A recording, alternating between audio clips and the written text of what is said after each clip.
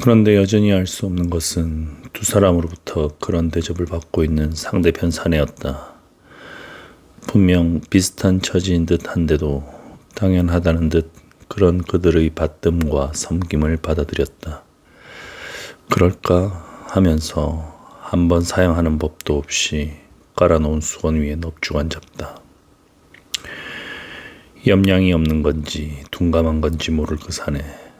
그가 바로 뒷날 한제국 400년을 열고 고조로 추앙받게 될 사람이었다. 그의 성은 유, 이름을 방이라고 알려져 있으나 방이란 이름은 나중에 한 무리의 우두머리로 우뚝 몸을 일으킨 뒤에 지은 것이라 그때는 아직 변변한 이름조차 없었다. 그저 관례 때 받은 계란자가 있었을 뿐인데 그것도 막내라는 평소의 호칭을 문자로 바꾼 것에 지나지 않았다. 30을 넘긴 그때까지도 그의 이름은 유관의 막내라는 뜻의 유계란 자가 가름했다. 유계는 사수군 폐현, 풍읍, 중양리 사람으로 출신이 한미한 것은 부모의 이름으로 미루어봐도 잘 알 수 있다. 그의 아버지는 사서에조차 태공이라고만 기록되어 있는데 이는 그만의 이름이 아니다. 태공이란 어르신, 영감 정도의 뜻으로 당시 나이든 남자에게 일반적으로 붙이던 존칭이었다. 어머니 유오의 경우도 마찬가지다. 사서에는 그게 이름처럼 나와 있으나 오 또한 할머니 또는 할멈이란 뜻으로 나이든 여자에게 붙이던 민간의 존칭이었다. 따라서 태공이나 오를 이름으로 본다면 둘 다 좀 이상한 이름이 된다. 곧 유계의 아버지 이름은 유어르신, 어머니 이름은 유신의 할머니가 되는 까닭이다. 옛사람들에게는 기휘라 하여 중귀한 이름의 이름을 함부로 부르거나 적지 않는 관례가 있었다. 따라서 한의 신하인 사마천이 고조나 태상왕의 이름을 함부로 적을 수가 없어 기록에서 빠진 것이란 설명이 있으나 아무래도 그대로 받아들이기는 어렵다. 그들에게 이름이 있었다면 누군가는 기억해 전했을 것이고 그것은 다음 시대 사가들에 의해서라도 기록으로 정착했을 것이다. 사마천 또한 그 투철한 기록의 습벽으로 미루어 그들에게 이름이 있었다면 어떤 방식으로든 기록해 남겼을 사람이다. 실제로도 기휘의 갈래 때문에 이름을 잃어버린 제왕이나 귀인은 없다. 따라서 태공과 유오에게는 원래부터 이름이 없었다고 보는 편이 옳을 듯하고 이는 그들의 신분이 미천했음을 아울러 암시하는 것이기도 하다. 곁들여 말하자면 이름이 없는 것은 유계의 형들도 마찬가지다. 어떤 기록은 그 맏형의 이름을 유백, 둘째 형은 유중이라고 하나 이 또한 그들의 이름은 아닌 듯하다. 유관의 맞이, 유관의 둘째란 호칭을 문자로 바꾼 것에 지나지 않아 보인다. 유계, 곧 뒷날의 한 고조 유방의 탄생설화는 그 한미한 출신에 비해 자못 거창하다. 교룡 혹은 적재의 아들이라는 암시를 주는 설정인데 유계는 오히려 그 설정을 하나의 신념으로까지 끌어올려 일생 무슨 휘황하고 신비스러운 후광처럼 활용한다. 그 대략의 줄거리는 이러하다. 그 시절 풍읍은 못과 늪이 많은 지대였다. 한 번은 들리를 나갔던 어머니 유호가 큰 못가에서 쉬다가 깜빡 잠이 들고 말았다. 그런데 그 꿈속에서 스스로 적재라고 하는 천신을 만나 정을 통하게 되었다. 그때 맑던 하늘에서 천둥이 울고 번개가 번쩍이더니 갑자기 사방이 컴컴해졌다. 함께 들에 나와 있던 태공은 쉬러 가나는 유호가 돌아오지 않을 뿐더러 갑자기 천둥이 울고 번개까지 치자 몹시 놀랐다.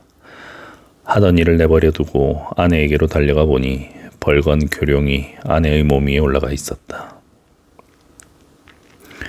그 뒤 유호가 임신하여 낳은 것이 유계라고 한다. 이 설화를 해석하는 데는 먼저 천신과 교룡을 두 가지로 태도가 나뉜다. 첫 번째는 천신과 교룡은 존재하였으며 유호는 정말로 그런 초자연적인 존재와 교접하였다고 믿는 쪽이다. 그때 곧 지금으로부터 2000 몇백 년 전의 중국은 아직도 신화와 전설의 잔영이 남아있던 시절로서 신들은 산이나 못, 바다 어디에나 존재했고 용들도 마찬가지였다. 그리고 유오는 그 이전의 여러 위대한 제왕들을 낳은 여인들이 그랬던 것처럼 신 또는 용과 교접하여 비상한 일을 하게 될 아들을 얻었다고 보는 것이다. 두 번째는 신이나 용 같은 그런 초월적 또는 초자연적 존재는 없으며 무언가 사람 사이에 있었던 별난 일이 그렇게 신화적으로 윤색되었을 것이라 보는 쪽이다. 성과 속, 종과 유를 달리하는 존재들 사이의 교접을 믿지 않는 이들의 태도인데 가만히 살피면 그들 사이에서도 이 설화를 해석하는 태도는 다시 두 가지로 나뉜다. 존귀한 것을 부수거나 흠집내기 좋아하는 이들의 속되고 야박한 해석은 유오와 교접한 교룡을 당시 부근의 소택지에 숨어 살던 범법자나 불황자들로 본다. 그들 혹은 그들 중의 하나가 들리를 낳은 농부의 아낙 유오를 겁탈했고 태공은 힘에 눌렸거나 머릿수에 밀려 아내를 지켜주지 못했다. 그 뒤 태공은 그 일을 괴로워하는 아내를 위로하고 아울러 무력한 자신을 변명하기 위해 천신과 교룡을 끌어들였다는 주장이다.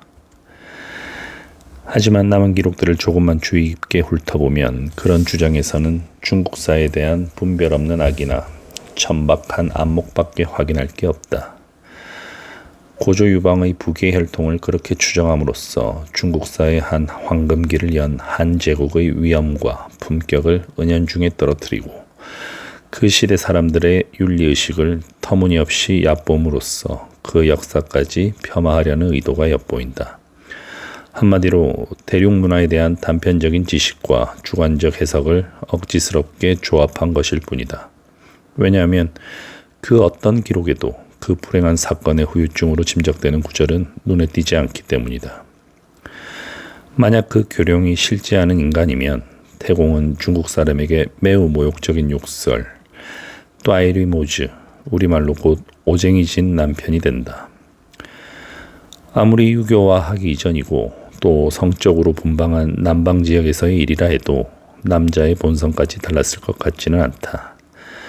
많건 적건 그 일은 태공의 의식에 상처를 남겼을 것이며 그 상처는 그때 생겨난 의붓자식 유괴나 결과적으로 부정을 저지른 것이나 다름없게 된 아내 유오에게 미쳤을 것이다. 하지만 아무리 기록을 들춰봐도 태공이 막내 유괴를 차별에 기른 흔적은 없고 특별히 유오를 구박한 일도 없는 듯하다. 하기야 뒷날 유괴가 장성해서까지 생업에 종사하지 않고 저작거리로 나가 빈둥거릴 때는 태공도 잔소리께나 했을성 싶다. 그러나 부자 사이의 친자관계가 의심받을 정도로 심한 것은 아니었다. 유괴에게 아무런 원망이 남아있지 않을 뿐더러 나중에 황제가 되어서는 그 일로 태공과 이런 농담을 낭두기까지 한다. 전에 아버님께서는 늘상 내가 재주 없어서 생업을 꾸려가지 못할 것이며 둘째 형처럼 노력하지도 않는다고 꾸짖으셨습니다. 그런데 이제 어떻습니까? 내가 이룬 업적이 둘째 형에 견주어 모자랍니까? 오히려 가족관계에서 풀리지 않는 응어리를 보여주는 대목이 있다면 맏형 유백의 아들들을 대하는 유계의 태도이다. 나중에 천하를 얻은 그는 형제의 아들들을 모두 제후에 봉했지만 유백의 아들만은 못 본 채 했다. 하지만 까닭을 캐보면 그것은 순전히 맏형수에 대한 감정 때문이었다. 아직 백수건달처럼 떠돌던 시절 유계는 누구보다도 그 맏형수에게서 구박을 많이 받았던 것 같다. 어느 날은 5-6명의 벗들을 데리고 집으로 돌아가 그녀에게 밥 한 끼 먹여주기를 청했다가 무참하게 거절당한 적도 있었다. 결국 유계가 유백의 아들들을 써주지 않은 것은 그 어머니 되는 맏형수가 싫어서였지 부계 혈통이 다른 형제 사이에 맺힐 법한 응어리 탓은 아니었다. 거기다가 한 고조가 만년에 모인 효성은 유별난 데마저 있다. 황제가 닷새에 한 번씩 태공의 처소를 찾아 문안을 올리자 신하들이 천자의 위엄을 들어 말렸다. 하늘에는 해가 오직 하나뿐이며 땅에는 두 명의 임금이 있을 수 없습니다.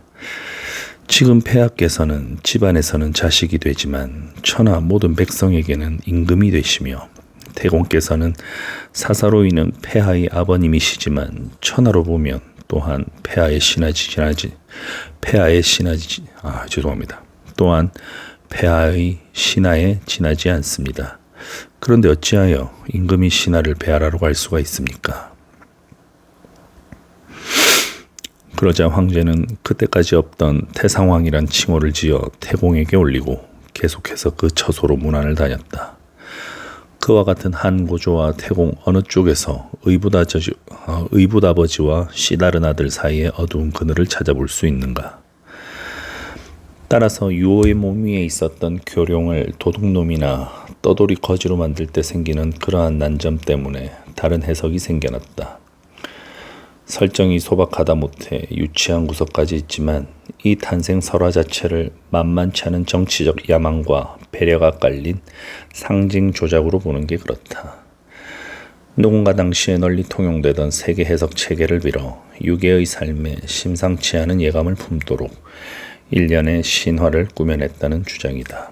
사람들은 대개 그게 태공이 아닌가 의심한다. 비록 한 고조의 일생을 관통하는 신화를 총체적으로 짜낼 능력은 없었지만 적어도 처음 구상한 사람은 태공으로 보는 편이 온당할 것 같다.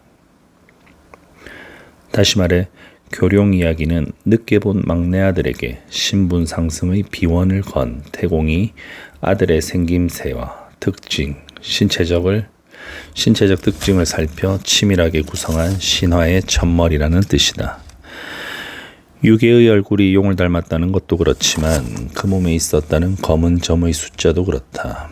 그의 왼쪽 허벅지에는 72개의 점이 있었다고 하는데 그 또한 아무렇게나 지은 숫자가 아니다. 얼치기 방술사에게서 들은 것인지 태공 자신의 음양가적 교양인지 알 수 없으나 그것은 1년 360을 5으로 나눈 숫자이자 나중에 유괴가 자신의 명운으로 주장한 오행의 토를 나타내는 수이기도 하다. 또 유괴는 뒷날 자신을 적재 혹은 정룡의 아들이라고 하여 붉은색을 숭상하였다. 그것은 바로 토의 색깔로서 왕조의 흥망을 따질 때 별치는 당시 음양가들의 이론과 너무도 잘 맞아떨어진다. 진나라는 문공 때부터 금덕을 지닌 백제를 제사하였으므로 화덕을 지닌 적재의 아들에게 멸망당하게 되어 있기 때문이다. 오행에서 불은 쇠를 이긴다. 유괴의 어린 시절 이야기는 알려진 게 많지 않다. 하지만 농부로 자란 손위 형제들과는 다소간 다른 성장 과정을 겪었던 듯하다. 먼저 40이 가깝도록 건달로 살아갔다는 것은 유괴가 농사일을 배우지 않았다는 뜻이 된다. 또 뒷날 시험을 보아 하찮지만 정장벼슬이라도 한 걸 보면 많건 적건 글을 배웠음을 알 수 있다. 둘 다 당시 중양리 같은 시골 농투성이 아들에게는 쉽지 않은 일이었다. 유괴의 인격 형성에 있어서도 태공의 감추어진 조탁이 있었던 듯하다. 사기는 유괴를 이렇게 기록하고 있다. 사람됨이 어지러서 다른 사람을 사랑하고 남에게 베풀기를 좋아했으며 탁 트인 마음에 언제나 넓은 도량을 가지고 있었다. 평소 원대한 포부를 품어 상민의 생업에 얽매이려고 하지 않았다. 한서를 비롯한 다른 기록들도 크게 다르지 않은데 거기서 말하는 미덕들 또한 정성 들인 조장이나 격려 없이 절로 길러질 수 있는 것들이 아니다. 그 격려와 조장 역시 대개 아버지 태공으로부터 왔다고 보는 편이 옳다. 그리고 그 밑바닥에는 태공이 안간힘을 다써 남몰래 확보해준 정신적인 여유와 생업으로부터의 자유가 있었을 것이다. 태공은 40이 가깝도록 빈둥거리는 막내를 집에 붙여두었을 뿐만 아니라 나중에는 그 처자까지도 거두어 보살펴 주었다. 다 자란 뒤에 유괴는 중양리를 떠나 풍읍이나 폐현 저작거리로 나가서 놀았다. 아버지와 형들을 거들어 농사일을 하지 않을 바에야 중양리는 그가 나를 보내기에 좋은 곳이 못 되었다. 거기다가 중양리는 한갓진 농촌이라 말을 섞고 뜻을 나눌 사람이 흔치 않았다. 풍읍도 성벽으로 둘러싸인 제법 큰 거리지만 유괴가 주로 세월을 보낸 것은 폐연 저작거리였다. 아마도 부근에서 그래도 정치라는 것이 이루어지는 현청이 거기 있어서였을 것이다. 하지만 거기서 무엇을 보았는지 이내 유기는 관리라면 현령부터 서리까지 모두 우습게 여겼다. 유괴가 처음 폐연 저작거리를 어슬렁거리자 먼저 자리 잡고 있던 장돌뱅이나 건달들은 인근 시골 촌놈들에게 늘 그래왔듯이 텃세를 부리려 들었다. 하지만 유괴가 그들 때문에 무슨 호된 곤욕을 치른 것 같지는 않다. 그보다는 오히려 그의 신비한 친화력이 강조된 전설이나 기록이 많다. 어떤 이는 그 친화력의 근원을 용을 닮았다는 유괴의 얼굴 모습에서 찾고 있다. 모질게 마음을 다잡고 시비를 걸었던 왈패도 한번 그 맺힌 데 없이 넉넉한 얼굴을 대하기만 하면 일시에 모든 맥이 풀려버리기라도 하듯 저기와 투지를 잃고 말았다고 한다. 그 대신 까닭 모를 부근함에 이끌려 되레 유괴가 불러주기를 기다리며 그 주위를 맴돌게 되기 일쑤였다. 따라서 뒷날 폐연에서는 유괴의 나타남 자체가 이미 하나의 작은 사건이 되었다. 그가 성황거리로 들어서면 구석구석에서 나타난 사람들이 하나둘씩 그 곁에 붙어 짧은 골목길 하나를 지나는데도 대여섯으로 불어났다. 그리고 그가 어디에 자리 잡고 있다는 소문이 들리면 급히 해야 할 일이 없는 건달들은 모두 그리로 몰려들어 와글거렸다. 얼른 보면 위험하고 불온하게 느껴질 수도 있는 사람 사이에 끌어당김과 쏠림이 아닐 수 없었다. 하지만 그뿐이었다. 유괴는 학식이 많은 것도 아니고 말주변이 좋은 것도 아니었다. 패거리를 짚고 힘쓰기를 좋아해 소란을 일으키는 법도 없었다. 그저 어디건 자리 잡게 되는 곳에 한껏 편안한 자세로 앉는다. 그리고 따라온 이들이 저희끼리 둘러앉아 하는 양을 알듯 말듯한 미소로 바라보고 있을 뿐이었다. 게다가 워낙 종사하는 생업이 없고 아버지인 태공 또한 그런 놀자판까지 뒤를 댈 만큼 넉넉하지는 못해 유괴는 늘 빈털터리일 수밖에 없었다. 그에게 이끌려 몰려드는 건달들도 그보다 형편이 크게 낫지는 못했다. 유괴가 좋아서 있는 것 없는 것 긁어 나오기는 했지만 가진 것은 모두가 거기서 거기였다. 그런 건달들이 주머니를 털어 하는 술취렴이라 해봤자 끝이 뻔했고 알고 지내는 저작거리 사람들이나 하급 현리들 신세를 지는 것도 한두 번이었다. 이도저도 다 막히면 마지막으로 유괴는 왕신의 할머니나 무씨 아주머니네 술집으로 가 외상술을 마셨다. 그리고 취하면 술집 한 구석에 아무렇게나 드러누워 잠을 잤다. 그런데 참으로 놀라운 일은 유괴가 그렇게 자고 있으면 그 몸 위에 용이 나타나 휘감듯 어른거리는 것이었다. 어떤 때는 유괴 자신이 한 마리 용이 되어 드러누워 있는 것 같기도 했다. 뿐만 아니라 그가 와서 외상술을 마시는 날은 그 집의 술이 평소보다 몇 배는 더 팔렸다.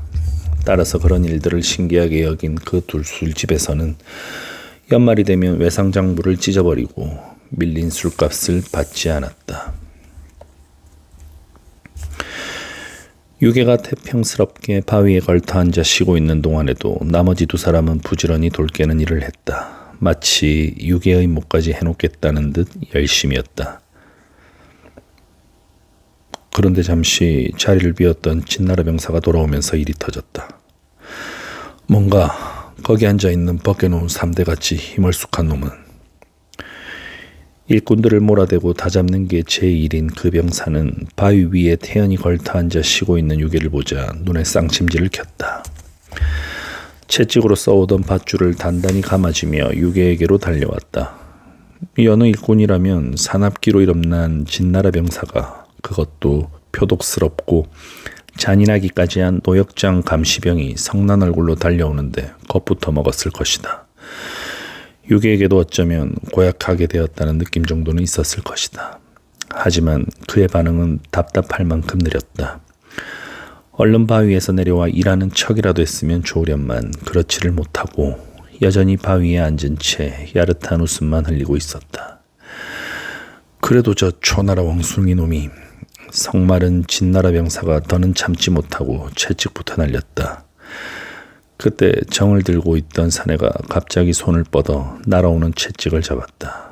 그는 성이 노요, 이름은 관이라 하였는데 유계와 같이 풍읍 중양리 사람이었다. 태공과 한마을에 살며 남달리 친했던 그의 아버지는 기이하게도 태공이 유계를 얻은 것과 같은 날 같은 시여에 그를 낳았다고 한다.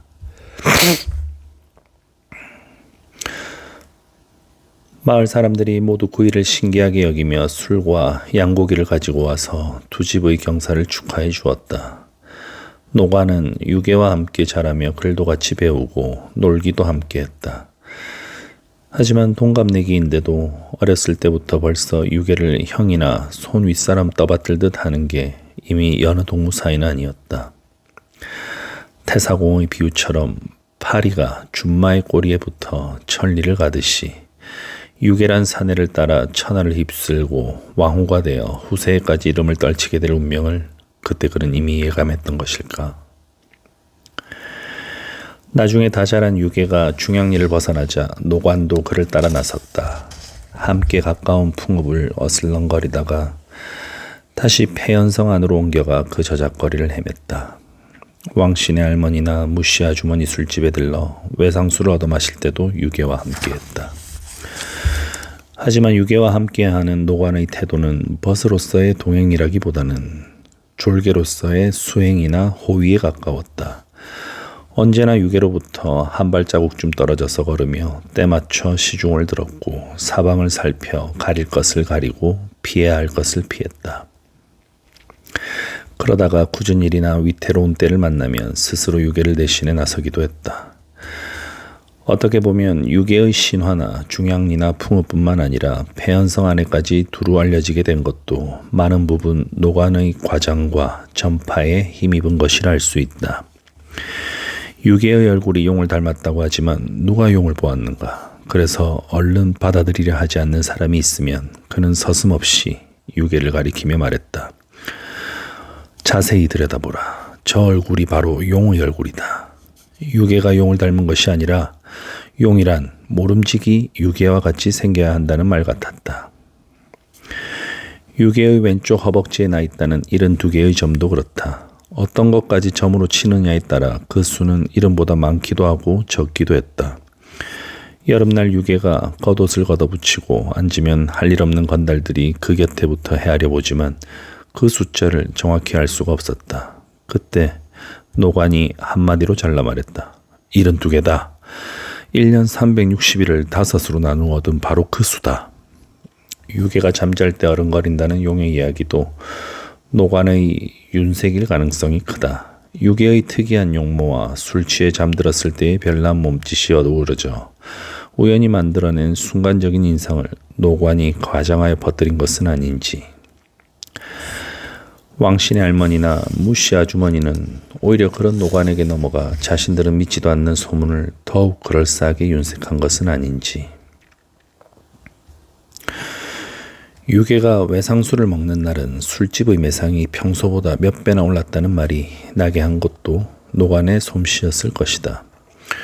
유계가 마시는 동안 슬며시 폐연 저작거리로 나간 그는 평소 그들을 따르는 건달들을 모조리 끌어모았으리라.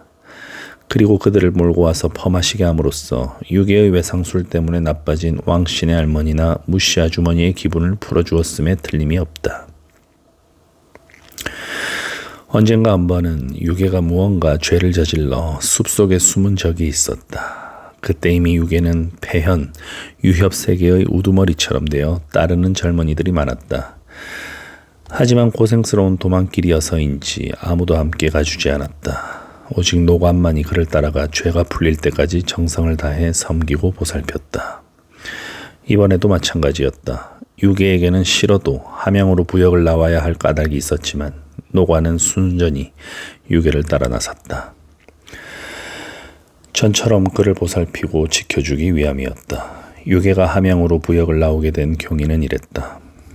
비록 한푼없는 건달로 폐연 저작거리를 떠돌아다니고는 있었지만 품은 뜻이 커서인지 유괴의 눈은 턱없이 높았다.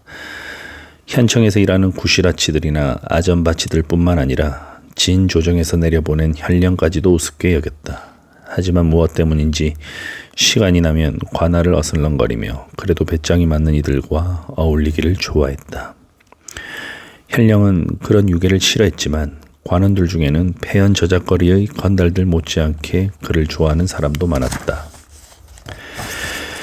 현청의 마곡간에서 막일을 하다가 낮은 아전바치로 일하게 된 하우영이란 젊은이도 그랬다.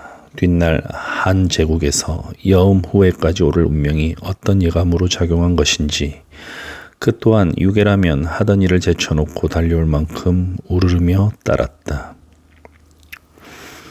그런데 한 달포 전의 어느 날이었다. 그날따라 유괴가 칼을 차고 현청에 놀러와 하우영을 만나서도 칼과 검술이 주된 화제가 되었다. 그리고 얘기 끝에 새로 익힌 검술을 장난처럼 펼쳐 보이게 되었는데 그러다가 그만 유괴가 휘두른 칼에 하우영이 크게 다치고 말았다. 아전바치도 관리라 현령은 자신이 부리는 하우영이 칼에 베었다는 말을 듣자 몹시 화를 냈다. 하우영을 끌어오게 해 범인을 캐묻는 한편 전부터 유괴와 가깝게 지내온 옥리 조참을 불러 얼른 범인을 찾아내라는 엄명을 내렸다. 다행히 하우영이 굳게 입을 다물어 누가 그랬는지는 바로 알려지지 않았지만 그 일을 본 사람이 있어 조만간에 알려지게 되었다. 해가 타게 된 것은 옥리 조참뿐만이 아니었다. 그 못지않게 유괴를 흠모해온 폐현의 공조리 소하도 마찬가지였다. 어떻게 유괴를 도울 길이 없을까 머리를 쥐어짜고 있을 때 마침 날아든 것이 난지를 파기 위한 일꾼을 함양으로 뽑아보내라는 공문이었다. 그걸 본 소하가 가만히 유괴에게 권했다. 유형, 폐현 역도들의 도두로 세워드릴 테니 잠시 피하는 셈치고 함양이나 다녀오시는 게 어떻겠습니까? 몸이야 고단하시겠지만 그것만이 이번 어려움을 면하는 길이 될 것입니다. 설령 하우영이 못 견뎌내고 바로 털어놓는다 해도 이미 멀리 부역 나간 사람을 어찌하겠습니까? 추위가 오기 전에 공사가 끝난다 하니 넉넉 잡아 몇 달만 참으시면 될 것입니다. 만일 공사가 끝나지 않는다 해도 내 반드시 교대를 보내 유형을 모셔오도록 하겠습니다. 유괴도 뾰족한 수가 없어 소하의 말을 따르기로 하였다. 그래서 함양으로 떠나게 되자 제일 먼저 노관이 따라 나섰다. 제 차례도 아닌데 소하에게 청을 넣어 남이 뭐다 싫다 하는 부역길에 오른 것이었다. 이 작은 원숭이 놈이 죽고 싶어 환장을 했나? 노관에게 채찍을 붙잡힌 진나라 병사가 목덜미가 시뻘개지며 소리쳤다. 금세라도 허리에 차고 있는 청동 장검을 빼어들 것 같은 기세였다. 그때 망치를 휘두르고 있던 덩치 큰 사내가 산악처럼 가로막으며 끼어들었다. 한 번만 봐주쇼. 우리 형님이 편찮으셔서 잠시 앉아 쉬시게 한 것이오. 게다가 형님은 우리들의 도두외다. 그러는 사내는 성이 번시오. 이름을 쾌라 하였다. 역시 폐연 사람으로 힘이 장사이고 다른 무예에도 밝은 것으로 소문이 나 있었다. 번쾌는 성 안에서 계백정을 업으로 삼았으나 본시 천민은 아니었다. 육국이 차례로 망해가는 혼란의 시대에 근거지를 잃고 떠돌아다니다가 폐연 저작거리에 숨어 살게 된 명가의 후예였다고도 한다. 유괴보다 몇 살 어린 번쾌는 폐연 저작거리를 휘젓고 다니는 유괴를 진작부터 형님으로 모셔왔다. 하지만 그 지방에 남아있는 전설로 미루어 그들의 만남이 한눈에 서로를 알아보고 맺어진 그런 감동적인 것은 아니었던 듯하다. 지금도 폐연 인근에서는 개고기를 손으로 찢어 먹는 습속이 있는데 이는 빈털터리 건달 시절의 한 고조 유괴에게서 유래된 것이라는 말이 있다. 아직 깊이 사귀기 전 외상이란 구실로 돈도 내지 않고 개고기를 썰어 먹는 데는 유괴가 밉살 맞아. 다시 읽겠습니다. 아직 깊이 사귀기 전 외상이라는 구실로 돈도 내지 않고 개고기를 썰어 먹어대는 유괴가 밉살 맞아 번쾌가 칼을 감춰버리자 유괴는 손으로 찢어 먹지 않을 수가 없었다. 그런데 구경하는 건달들에게는 그게 맛있어 보일 뿐만 아니라 멋스럽게 보여 그 다음에는 모든 건달들이 손으로 개고기를 찢어 먹기 시작하였다고 한다. 하지만 오래지 않아 번쾌는 유개에게서 무엇을 보았는지 스스로 아우되기를 청하며 그 밑으로 들어갔다. 그리고 유개가 폐연 저작거리에 나타났다는 소리만 들으면 맨 먼저 달려나가 노관과 함께 좌우에 갈라섰다. 그때부터 번쾌는 누구보다 충실한 유개의 주먹이 되어 틈만 나면 아이 머리통만한 그 주먹을 흔들면서 세상을 향해 을러댔다. 누구든 우리 형님을 건들면 그 구족을 찾아 모조리 가루로 내어 놓을 것이다. 이번에도 마찬가지였다. 번쾌는 먼저 하우영을 다치게 한 사람이 유개라는 것을 아는 자들을 주먹으로 겁을 주어 입부터 막았다. 그러다가 유개가 끝내 함양으로 간다는 말을 듣자 두말 없이 계백정지를 거두고 따라 나섰다. 노관이 따라간다고는 하지만 그는 노관의 보잘것없는 완력과 지나친 약삭 발음을 아울러 믿지 못하였다. 너는 또 뭐야? 멋이 어쨌다고? 진나라 병사가 번쾌를 노려보며 소리쳤다. 그때 노관에게 한 끝이 잡힌 채찍을 놓은 그의 오른손은 벌써 장검을 반이나 빼들고 있었다. 육국의 쇠로 만든 잠검과 맞부딪히면서도 밀린 적이 없다는 진나라의 정동검이었다. 노관만 해도 만만찮아 보였는데 억세고 험상궂어 보이는 번쾌까지 편들고 나서자 심상치 않은 느낌이 들 것 같았다. 아직 천하가 통일된 지 오래지 않아 다른 육국 사람들에 대한 진나라 병사들의 태도에는 승리자나 정복자의 위세가 살아있었다. 거기다가 강화된 진의 법령은 그들에게 집행자로서의 실권까지 얹어주었다. 시황제의 이름으로 부여된 노역의 의무를 거부하는 인부쯤은 얼마든지 목뺄 수 있었다. 이것들이 죽고 싶어 환장을 했나? 여기가 어디라고? 그러면서 눈을 부라리는 진나라 병사가 믿는 것은 바로 진나라의 법령과 자신의 칼이었다. 그렇지만 번쾌에게는 그런 진나라 병사를 겁내는 기색이 전혀 없었다. 우리는 일하러 왔고 이제껏 열심히 일해왔소.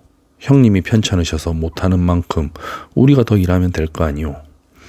질그릇 깨지는 듯한 소리로 맞받는 그 눈길이 여간 험하지 않았다. 그렇게 되자 먼저 가로막고 나섰던 노관이 난처한 낯빛이 되었다. 빼앗은 형국이 된 채찍을 가만히 바위 위에 내려놓은 뒤 맞서 있는 진나라 병사와 번쾌를 번갈아 보며 뭔가 생각에 잠긴 눈치였다. 잠시 기묘한 대치가 벌어졌다. 진나라 병사는 금세라도 칼을 빼칠 듯한 표정으로 노려보고 번쾌 역시 나도 빈손은 아니라는 듯이 망치자루를 슬그머니 힘주어 잡으며 그 눈길을 맞받았다. 두 사람의 눈길이 부딪혀 불똥을 튀기는 듯 했다. 끝내 참지 못한 진나라 병사가 칼을 빼서 번쾌를 후려쳤다. 번쾌가 기다렸다는 듯이 망치를 휘둘러 칼을 쳐냈다. 어찌나 세게 쳐냈던지 간신히 칼을 잡고 있는 진나라 병사의 몸이 심하게 휘청거렸다. 칼과 망치가 부딪히는 모진 쇳소리에 둘레의 일꾼들이 모두 일손을 놓고 그들 쪽을 쳐다보았다. 거기다가 노관도 더는 보고만 있는 자세가 아니었다. 갑자기 유개를 가로막으며 번쾌를 편들어 덤빌 듯한 기세였다. 가까운 곳에 저희 편이 없는 데다 멀찌감치 떨어져서 보고 있는 일꾼들까지 유개를 편드는 듯 보였던지 진나라 병사 쪽이 먼저 기세가 꺾였다.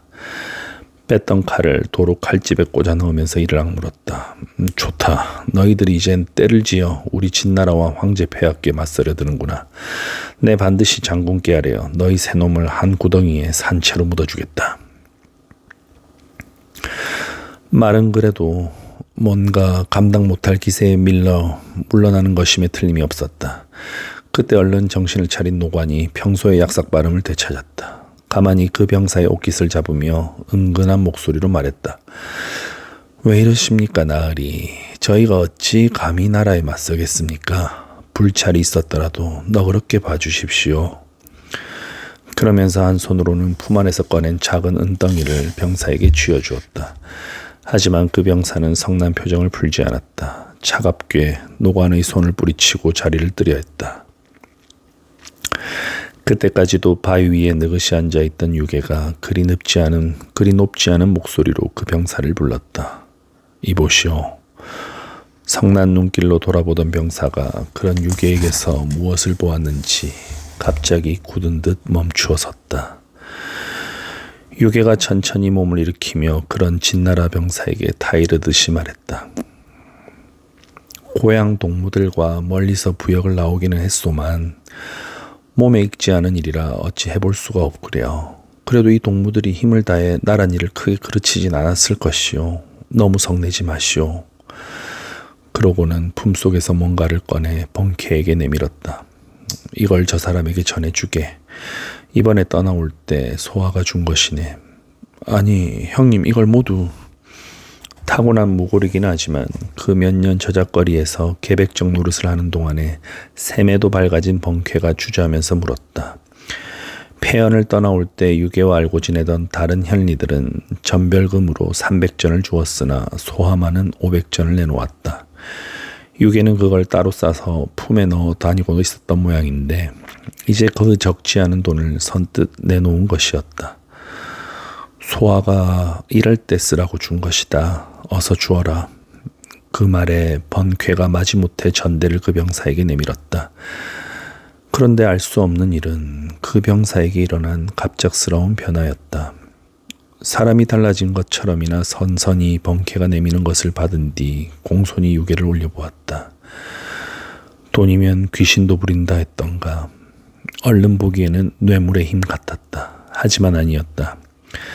한참이나 유괴를 바라보던 병사가 스스로 그 앞에 다가가더니 받은 전대를 공손히 올려바치듯 되돌려 주었다. 내가 아마도 귀인을 알아보지 못했던 듯하오. 도두라 하셨던가요? 일꾼들을 데리고 오신 분이라면 꼭 몸소 일하지 않아도 돼요. 다만 마치 유괴의 아랫사람이나 된 듯 말투부터 공손하기가 그지없었다. 알 수 없기는 유괴도 마찬가지였다. 기다렸다는 듯 전대를 넙죽받아 다시 품에 넣으며 물었다. 다만 뭐요? 황제 폐하께서 순시를 오신다는 정갈이 있었소. 그때는 일어나셔서 일꾼들을 독려하시는 척이라도 해주셨으면 하오. 시황제께서 친히 여기까지 나오신다? 그렇소. 이 난지공사는 수도 함양성의 해자가 되는 것이라 황제 폐하께서 그 어떤 일보다도 중히 여기시오. 이곳은 처음이지만 황제 폐하께서 노역장에 나오신 것은 이번 여름에만도 3번이나 됩니다. 그랬었소? 거참 볼만하였겠소. 그래, 오늘은 틀림없이 이곳에 오신다고 하오? 유괴는 조금 전에 일은 까맣게 잊은 사람처럼 기대에 차서 물었다. 꼭 무슨 큰 구경거리를 두고 들떠 기다리는 어린아이 같은 데가 있었다. 그런 것 같소. 우리도 장조를 가리지 않고 모두 제자리를 지키라는 엄명이 내려왔소. 그런데 미처 그 말이 끝나기도 전이었다. 물길 바깥쪽 양쪽 뚜기로 보옇게 먼지를 날리며 기마며 필이 달려나왔다. 검은 연기를 앞세운 것으로 보아 급한 정갈을 가지고 달려온 파발마 같았다. 말고삐를 당겨 멈춰선 소교가 큰 소리로 외쳤다. 모두 들어라. 잠시 후에는 황제 폐하의 행차가 이르실 것이다. 노역을 감독하는 사졸들은 역도들이 일터를 벗어나지 못하게 하고 역도들은 각기 하던 일에 전심하여 터럭만큼도 어지러움이 있어서는 아니 된다. 함부로 자리를 뜨거나 소란을 피워 목을 잃는 일이 없도록 하라. 초안질권 여기까지 읽겠습니다.